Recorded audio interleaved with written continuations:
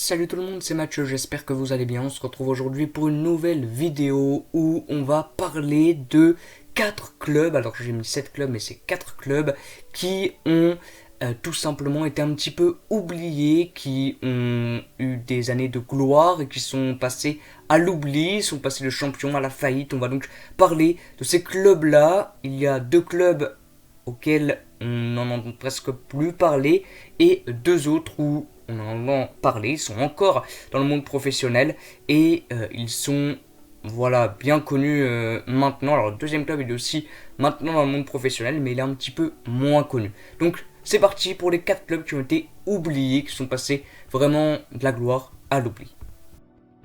Commençons par un club italien, celui de Perugia, qui à la fin des années 70 vient voler la vedette aux grosses écuries de Serie A. La meilleure saison c'est celle 1978-1979 où ils arrivent à une deuxième position derrière l'AC Milan et surtout ils réalisent 30 matchs, 0 défaite lors de la saison 78-79. Fin des années 80, il y a de bons joueurs comme Rapic ou encore Nakata. Le 14 mai 2000, ils reçoivent la Juventus qui en cas de victoire va aller chercher un nouveau titre et c'est une victoire 1-0 de Perugia qui permet à la Lazio d'aller chercher le 14 mai un titre. C'était un match assez exceptionnel. Maintenant, aujourd'hui, Pérouse, donc le club de Perugia, est 12e de Série B.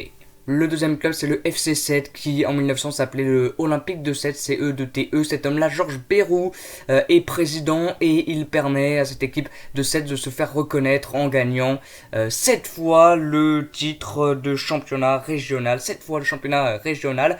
Ensuite, ils font doubler en 1934 avec Coupe Championnat. Malheureusement, en 1960, ils perdent leur statut pro. Et c'est une grande équipe vraiment qui a fait beaucoup de choses. Et maintenant, ils sont aujourd'hui 16e de national.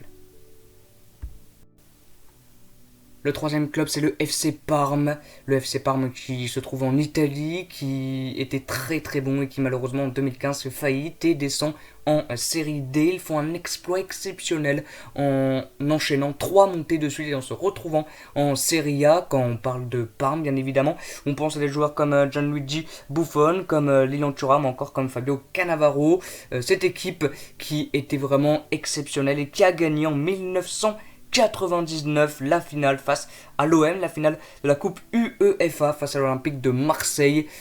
Le dernier club, c'est la JOCR, club mythique en France, bien évidemment, qui évolue maintenant depuis longtemps en Ligue 2 et qui, sous les ordres du mythique Giroud, ont remporté en 1996 le championnat de France, 4 Coupes de France, une Coupe Intertoto et un quart de finale de la Ligue des Champions. C'était la fin de la vidéo, ciao!